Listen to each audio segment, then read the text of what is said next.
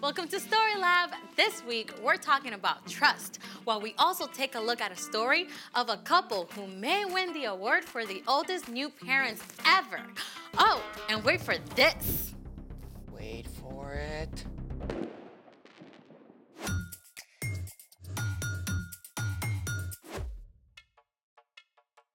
Hey, I'm Amaya. And I'm Zeke. And this week, we're talking about trust, which is putting your confidence on someone you can depend on. But how do you know who you can depend on? Well, I think the best way is to look up. What do you see? The ceiling? No, imagine that we're outside. The clouds. Okay, imagine that we're outside and it's nighttime. The stars. Yeah, all those points of light way out into space. Constellations and galaxies, each one filled with more brilliant, burning stars than we can imagine. And every single one points to God. I mean, God made all that out of nothing. It definitely makes me want to trust God. How many stars are there in the universe? 200 billion trillion stars! Whoa. Yeah. The sky was so amazing last night. I just have to take a picture for you. Look. Ooh, you have seriously got to upgrade. I know. I just couldn't capture it. So I looked up some pictures taken by the Hubble telescope instead.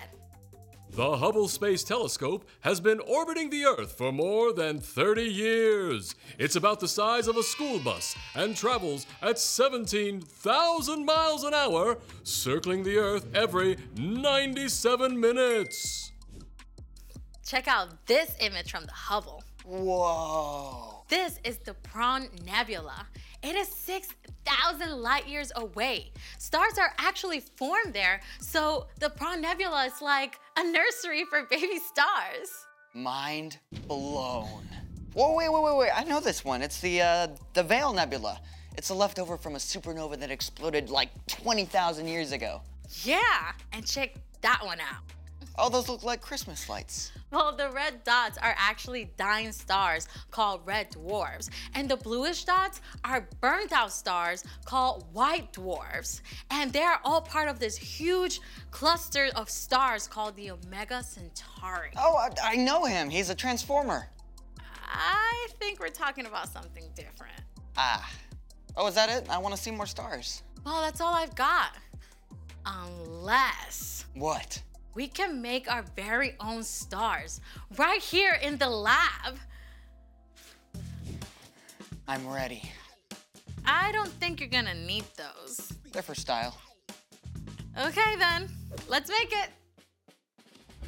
Follow along, and you can do this at home if you like. What have we got, Zeke? Step 1, fill a big jar or vase or tank about 2/3 full of water.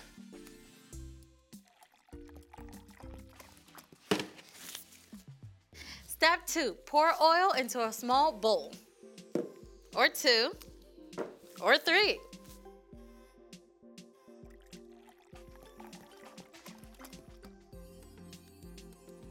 Step 3, add 4 or 5 drops of food coloring to the oil. You can use up to 3 colors.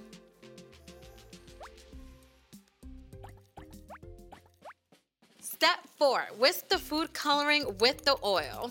It's a little latte, a really oily latte. Okay, pour. Wait for it. Whoa, our very own shooting stars. Oh, can we see that again? Oil is less dense than water and floats on top. Food coloring is water-based and mixes with water. Once the oil is added to water, the heavier food coloring sinks down. As soon as they hit the water, they dissolve, forming tiny shooting stars. Oh, let's do it again. We've got tons of food coloring. I'd love to make stars all day, but we got a story to tell, and stars are a big part of this one. It's time for... The story before the story.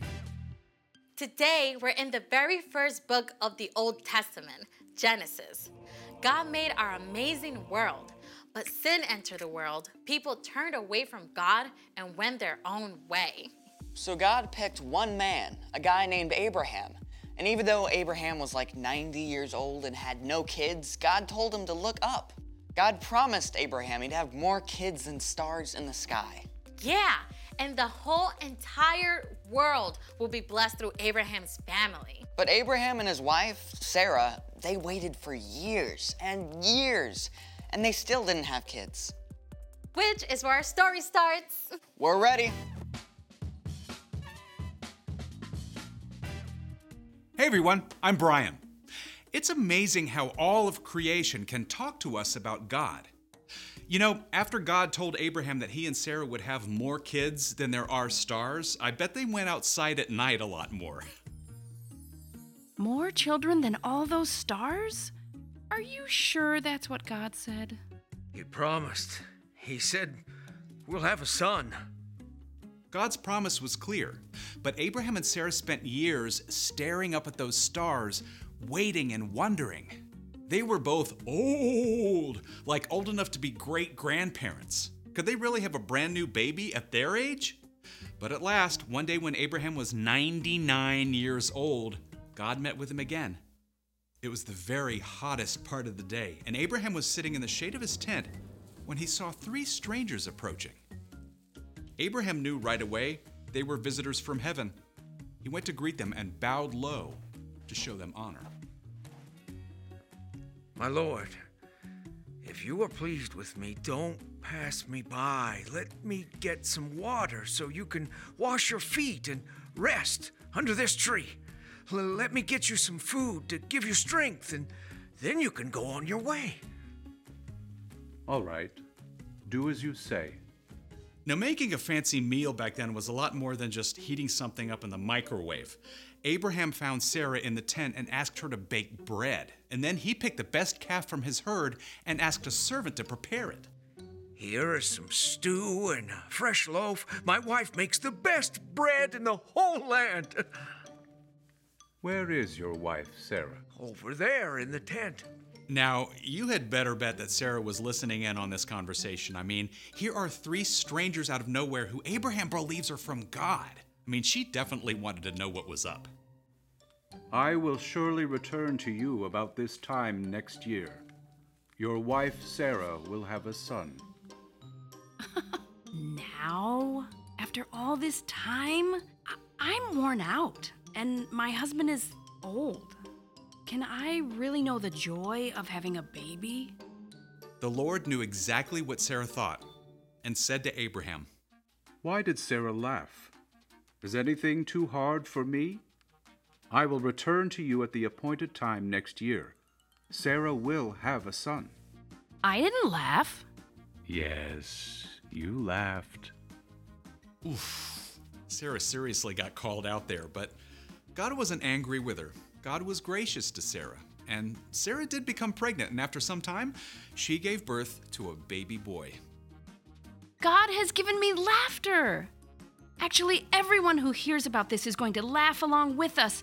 I'm so old, but here I am taking care of a baby. What should we name him? What about Isaac? Of course, Isaac. You're going to have a big family, little one. As many as there are stars in the sky. The end. So, do you know what the name Isaac means? What? One who laughs. Well, that is spot on. Can you imagine how it felt for Abraham and Sarah to wait all those years? I have a hard time just waiting for the microwave popcorn to finish. I know, right? Waiting can be hard. But here's the awesome thing. God is always trustworthy. God promised Abraham that the whole world would be blessed through his family. And it took hundreds of years, but the whole world was and is blessed because of one of Abraham's descendants. You know who I'm talking about? Yeah, Jesus. You got it. You can trust God all the time, especially when you're having to wait. Thanks, Brian. So, what is our part in the story? Well, maybe you're having to wait for a broken arm or a sprained ankle to heal. You can trust that God is still with you, and God still loves you. And you can ask for God for the patience to keep waiting. I remember when I had to wait forever when my mom said she'd get me my phone. I guess I could have trusted God more instead of just asking her, can I have my phone yet? Can I have my phone yet? Can I have my phone yet? Can I have my phone yet? Okay, yeah, we get it. Sorry.